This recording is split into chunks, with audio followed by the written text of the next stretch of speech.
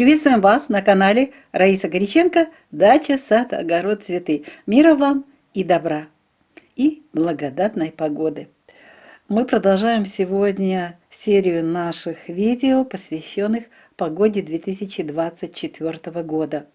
Остается у нас осень, очень интересный период. И напомню вам, что мы для себя составляем эти графики, для того, чтобы себе запланировать заранее какие-то важные дела на один период, а что-то можно перенести на другой период. Ну и главное знать, какие погодные условия будут у нас в следующем году для выращивания огородных, садовых растений, для цветов. И что мы учитываем? Мы обязательно учитываем, благодаря уже знаниям и опыту, мы много лет наблюдаем за погодой, и благодаря вот этим знаниям мы составляем погодные тенденции. А нам помогают они сделать эти карты, эти схемы, планеты. И планеты в определенных знаках. Напомню, что каждая планета, которая движется по своей орбите в нашей прекрасной Солнечной системе, вбирает и отправляет космическую энергию Всевышнего. Это все энергии Всевышнего, Первого Творца. Каждая планета – это передатчик энергии, с определенной длиной волны, необходимой для поддержания порядка в Солнечной системе. И это все планы нашего Создателя. И все это энергии для того, чтобы все было во благо для Солнечной системы, для каждого участника Солнечной системы. И особо это касается нас, землян, те, кто трудится и живет на Земле.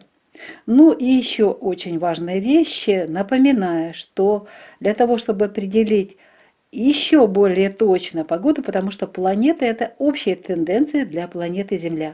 Но и каждый регион имеет свою проекцию знака зодиака. Для этого нужно обратиться к астрогеографии.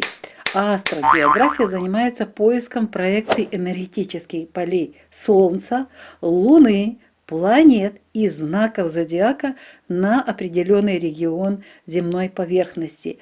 Поэтому любая страна, любой регион, область, район, город находится под воздействием того или иного знака зодиака.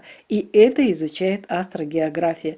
Обращайтесь к специалистам, которые у вас есть в вашем регионе, к разной информации в интернете, и изучайте, где находится ваш регион, под воздействием какого знака зодиака. Потому что именно вот это воздействие знака зодиака усиливает те энергии, которые проходят через планету в определенном знаке зодиака.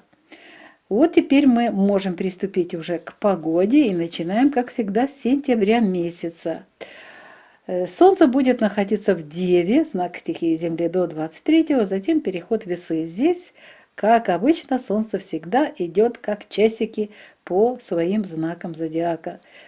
Далее Венера, она очень влияет на погоду. Мы это с вами уже знаем. И она будет находиться в знаке Весы, стихия воздуха, до 23 сентября, а затем перейдет в знак Скорпион. Марс будет в Близнецах до 4 сентября, а затем перейдет в знак стихии воды, в знак Рак. Смотрите, как хорошо у нас две планеты, которые больше всего влияют на нашу погоду. Вот стихия воздуха в начале Венера, далее стихия воды, и у нас уже с самого начала месяца Марс будет в знаке Рак.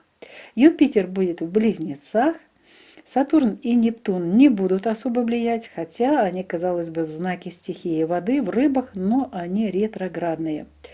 Уран ретроградный в знаке Телец, в Козероге будет находиться Плутон, черная луна в Весах и белая луна в Близнецах. Как видите, у нас есть вода, у нас есть знаки стихии воздуха, и у нас же Козерог – это знак стихии Земли. Здесь ни одного периода, то есть ни одной планеты в знаке стихии огня. Нету. Вот такой сентябрь интересный будет. Здесь тепла нету такого, как обычно. Жары не будет, как было в прошлом году. И как в этом году, кстати, но у нас там были как раз знаки зодиака огня. И поэтому такое тепло. Но мы будем делать анализ отступления, такой анализ всего года. Еще чуть-чуть пусть пройдет, чтобы я уже видела общую тенденцию до конца года. И мы будем анализировать все эти периоды и наблюдать, по крайней мере, мы записываем свою погоду, и вы тоже сможете это сделать, когда мы сделаем анализ и сопоставить. И у вас уже будет очень важная информация для будущих лет о погоде в вашем регионе. Поехали дальше. Октябрь месяц, Солнце в весах до 23-го, затем переход в знак Скорпион. Венера в Скорпионе до 17 октября. И вот этот момент, тепло, бабье лето. Я себе записываю, что это начинается бабье лето после 17 октября. Стрелец дает прекрасное тепло. И до конца месяца Марс будет еще в знаке стихии воды, рак. Прекрасно. Мы сейчас будем говорить о том периоде, когда можно сеять будет озимую пшеницу. Но давайте дальше идем. Сначала разберем все планеты. Юпитер в Близнецах с 9 октября ретроградность. Ретроградные Сатурн, Нептун в Рыбах, Уран в Тельце ретроградный, Плутон ретроградность до 12-10 в Козероге. Козерог до конца месяца уже в прямом движении. Черная луна в Весах и белая луна в Близнецах. Снова знак стихии воздуха. Здесь у нас, видите, уже появляется знак стихии огня. В октябре месяце появляются периоды бабьего лета. И что я хочу сразу же отметить. Еще вернусь, обещала о озимых культурах. Так вот, в сентябре нет смысла снова же, хотя в этом году была засуха, а в следующем году будет много воды. Нет смысла спешить с посевами в сентябре. Лучше их перенести на октябрь месяц. И тепло, и влага. И вы сейчас поймете, почему я так говорю. Давайте перейдем к месяцу ноябрь. В ноябре Солнце в Скорпионе до 22-го, с 23-го знаки Стрелец, тепло. Далее Венера, да, тепло, но может быть и мороз, если будут условия такие. Смотрите, Венера у нас до 11 ноября в Стрельце, затем знак стихии Земли Козерог. Но 4 ноября Марс переходит в знак Лев, а это его стихия. Это очень интересные будут периоды. Период ноября будет необыкновенный, потому что, видите, у нас тепло. Здесь и Венера до 11 плюс-минус неделя. Ну и начало ноября тоже Марс в знаке Лев, в своем знаке. Далее Юпитер, это знак Близнецы, ретроградный. И ретроградный Сатурн-Нептун в Рыбах особо не влияет на погоду. Уран в Тельце ретроградный. Плутон в Козероге до 20-го, а затем переход в знак Водолей. И черная луна и белая луна остаются в знаках стихии воздуха, соответственно, в Весах и Близнецах. Так вот, ноябрь, смотрите, это у нас бабье лето. Если бы было бы солнце в Стрельце, да, это всегда, каждый год одна и та же ситуация. А вот Венера и Марс, которые влияют на погоду, получается, если в октябре посеять, мы будем, естественно, сообщать вам лучшие благоприятные периоды, то очень хороший вход будет для растений, чтобы они не перерастали. Тоже для озимых культур очень важно тоже вот эти периоды. Если раньше мы сеяли, наши коллеги сеяли в сентябре, то это время сейчас смещается. Минимум месяц мы смещаем время для посева озимых культур. Ну и, естественно, мы будем смещать периоды для посадки озимых чеснока и лука. Как видите, здесь просто другого выхода нет, не надо спешить в сентябре и даже в октябре. Лучше эту работу сделать будет в ноябре. Вот такая у нас осень. Это по озимым. И снова же, смотрите, первая половина осени у нас много влаги. Поэтому снова нужно запастись с защитными средствами против различных заболеваний. И, естественно, обрабатывать растения, потому что мы будем зиму смотреть и дальше, это уже будет в следующем году, наперед мы не можем бежать, нам нужно сделать все важное, чтобы наступающий 2024 год прошел успешно, и мы сделаем еще общий анализ всего года, и к нему дадим анализ энергетический и важной информации, той информации, которая нам будет нужна для того, чтобы хорошо спланировать весь год, следующий год для земледельцев. И не только для земледельцев. Это нужно будет знать всем.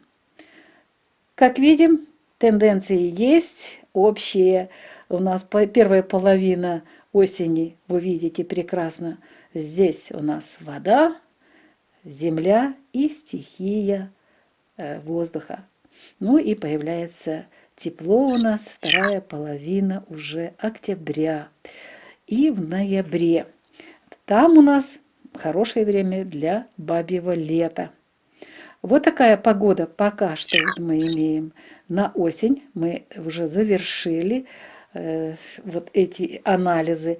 Теперь будем делать сводную всю таблицу для всего года и анализ этого года. Причем мы будем еще делать анализ по ведической астрологии, но мы только начинаем, мы сейчас изучаем ведическую астрологию. Я учусь на первом курсе Академии Шрinaджи, и здесь очень интересная и важная информация дается для того, чтобы можно было понять, что же все-таки происходит и с планетами, и с людьми, и с самой Землей в этот важный период перехода нашей Солнечной системы, и не только Солнечной системы, в новую эпоху золотую, о которой мы с вами много уже говорили, и мы должны знать это обязательно, и я с вами обязательно поделюсь этими знаниями, важными знаниями, для того, чтобы можно было приготовить себя, свои энергетические поля, свою жизнь к новому этапу жизни. Желаем вам хорошей погоды, прекрасного настроения и всем вам мира и добра. І до нових встреч на нашому каналі в нових відео. Пока-пока. Вітаємо вас на каналі Раїса Горяченко «Дача, сад, город, квіти». Миру вам та добра та гарної погоди. Сьогодні ми продовжуємо тему погоди 2024 року. Ми вже з вами розглянули погоду на зиму 23-24, на весну, на літо. І ось залишився у нас аналіз осені 2024 року. По-перше, ми повідомляємо, що ми в першу чергу складаємо ці графіки для себе особисто, для того, щоб знати, які тенденції погодні нас чекають, як спланувати свої посіви, посадки і що необхідно для цього зробити. Чим запастись і які роботи в першу чергу запланувати, які в більш пізнішу пору часу. І ми іще обов'язково хочемо сказати, що на погоду, і ми це досліджуємо, вивчаємо, спостерігаємо, так от на погоду на Землі діють планети. Планети сонячної системи. В першу чергу Сонце, всі планети і зірки, але особливу роль виконують саме планети. Кожна планета, що рухається своєю орбітою, вбирає і відправляє дуже гарну і потрібну, необхідну в цей час енергію Творця. Це енергії Першотворця. І кожна планета – це передавач енергії з певною довжиною хвилі для підтримання порядку в сонячній системі. Нічого тут не проходить на бум-лазер або просто так. Тут все сплановано, все чітко. Тут гарна система, яка працює як годинник. І для того, щоб дізнатися особливості погоди свого регіону, області чи міста, необхідно ще розібратися з таким важливим предметом, як астрогеографія. Тому що астрогеографія займається пошуком проекцій енергетичних полів Сонця, Місяця, планет та знаків зодіаку на регіони земної поверхні. Будь-який регіон, країна, область, місто знаходяться під впливом певного знаку зодіаку.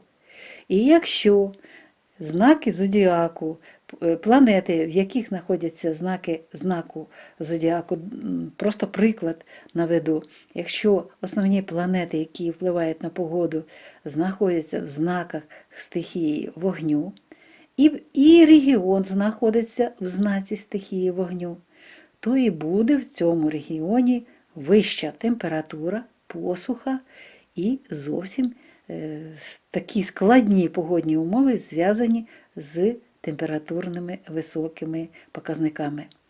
Отож, розберіться, де ви живете, це кожен повинен знати, вчіться, ми вчимося, ми знаємо, в якому регіоні знаходиться те місце, де ми живемо, і знаємо вже завчасно, що тут може спрацювати більше, яка планета, в якому знаці зодіаку дасть нам гарні результати. Або ж треба підготуватися до складних умов. Так як ми говорили про літо, теж підказка була дуже важлива, що коли ми можемо до чого підготуватися. Давайте ми розглянемо тепер осінь. Це такий був вступ, але він дуже важливий для тих, хто пише, що не розуміє, що таке планети, що таке знаки зодіаку. Ви знаєте, нам дуже повезло в школі. Гарний вчитель в свій час нам викладав астрономію. І там якраз він говорив ще тоді, в шкільні роки, що планети впливають на погоду на Землі. Дуже цікаво, ми дуже вдячні за те, що нам давали такі знання. Але зараз завдяки вже новим знанням, які ми отримуємо, і зараз я навчаюся вже на першому курсі Академії Шрінаджі, ведична астрологія, дуже цікаво. І тут вже відкриваються ще нові сторінки. І саме головне, я отримую такі відповіді на такі питання цікаві. І думаю, будемо ділитися в майбутньому із вами дуже важливими цими темами, які нам необхідні будуть для переходу в нову епоху, золоту епоху. І ми дізнаємося з вами, що це за епоха і що необхідно для цього знати. І оці знання, які ми вам даємо, це частина тих знань, дуже малесенька, це маленька-маленька крапелька тих знань, які ми маємо. І ті знання, і досвід, і спостереження ми вже ділимося з вами для того, щоб ви теж це знали, або використовували, або і далі теж навчалися. Вчитися ніколи не пізно. Що ж, повертаємося до погоди. Осінь 2024 року. Ось вона осінь, вересень. Вересень, як завжди, сонце завжди ходить по своїм знакам зодіаку в свій час. Сонце в вересні буде до 23-го в Діві, а вже до 24-го в знаці Терези. Буде Венера теж дуже в цікавому стані у нас до 23-го в Терезах. Це повітря у нас, стихія повітря. І потім перейде в знак Скорпіон, стихія води. Марс в Близнюках до 4 вересня, потім перейде в знак стихії води в Рак. Юпітер у нас в знаці Близнюки буде знаходитися. Сатурн та Нептун ретроградні, хоча в Рибах, але ретроградні. Можливо, трошечки дадуть енергії для того, щоб було більше водички. Для Марса та Венери допомога буде. Телець, в Тельці буде знаходитися Уран, Плутон в Козерозі, чорний місяць в Терезах і білий місяць в Близнюках. Як бачите, у нас немає однієї важливої стихії вогню у вересні. А це значить, тепла особливого не буде, але у нас буде дуже гарний період для того, щоб мати тут опади. Марс за це відповідати буде, тому що він буде знаходитися в знаці стихії води. Та і Венера з 23 в Скорпіоні. Знову ж неділя раніше, неділя пізніше, але буде працювати теж ця енергія. Уран та Плутон в знаках стихії Землі, прохолода, так що, як бачите, вересень у нас дуже незвичний, як ніколи незвичний місяць виглядає. Йдемо далі, жовтень. Жовтень сонце в Терезах до 23-го, потім перейде в Скорпіон. Венера в Скорпіоні до 17-го, і ось починається тепло перше. Венера після 17-го зайде в знак стихії вогню, в Стрілець, і до кінця місяця тут буде. Марс до кінця місяця в знаці стихії води, в Раці. Юпітер в знаці Близнюки, але вже ретроградний буде з 9 жовтня. Сатурн та Нептун знову ж таки в Рибах, ретроградні. Уран в Тільці ретроградний. Козиріг у нас буде, Плутон в Козерозі, це теж у нас знак стихії Землі. Чорний місяць в Терезах, білий місяць знову в Близнюках. Та всю осінь вони в цих знаках будуть знаходитися. Йдемо далі, листопад. Листопад у нас буде починатися для Сонця в Скорпіоні, з 23-го в Стрільці. Ось стихія вогню з'являється.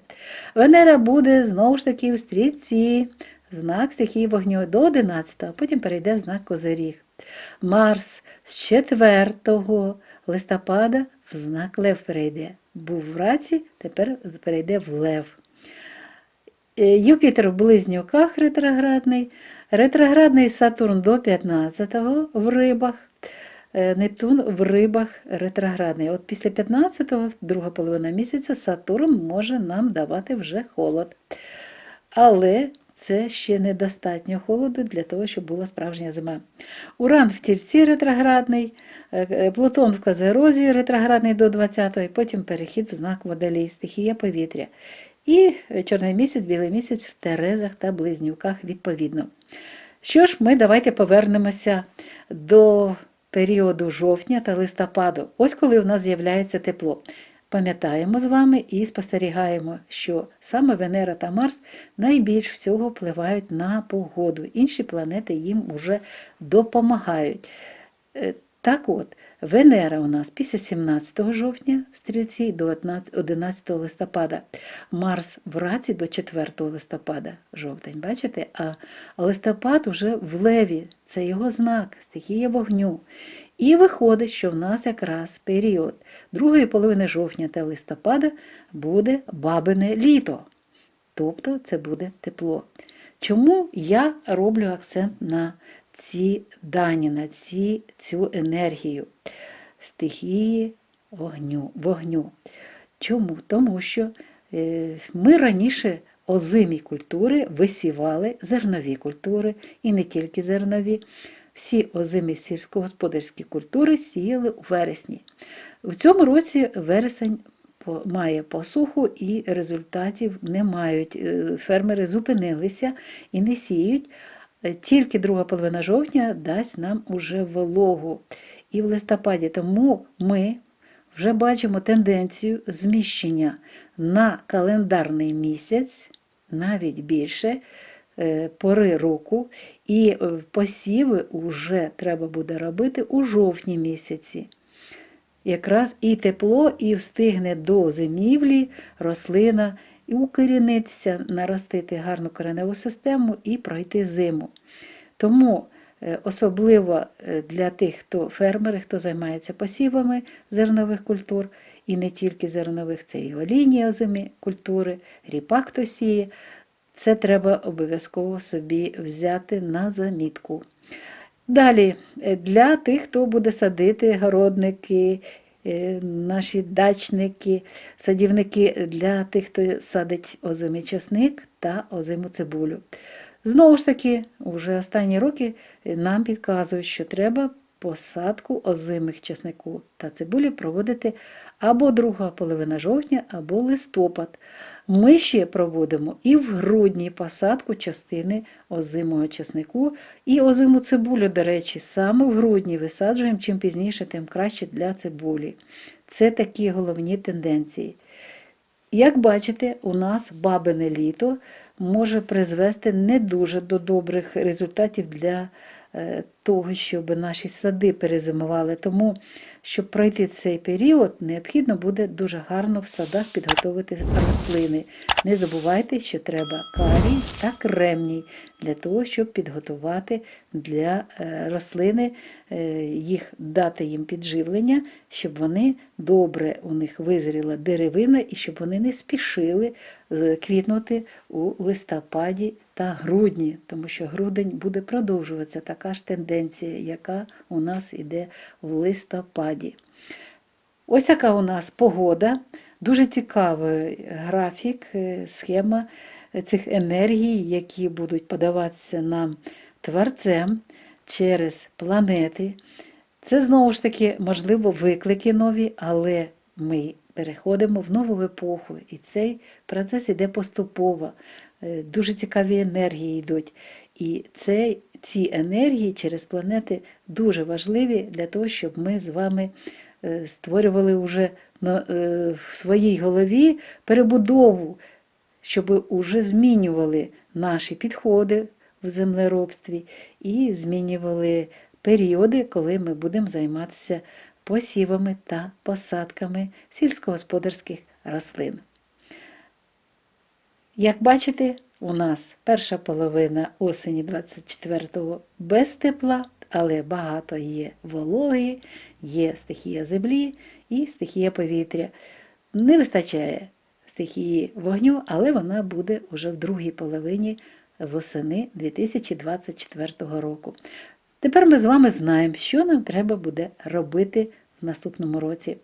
Наступні випуски у нас будуть присвячені вже аналізу всього року, і потім ми будемо говорити окремо про певні культури, що треба буде підготувати, що треба буде зробити для того, щоб ми зайшли з вами спокійно і гармонійно у цій новій енергії нового року і гарний врожай отримали в майбутньому 2024 році. На цьому ми завершуємо наш сьогоднішній випуск. На все добре, бувайте здорові!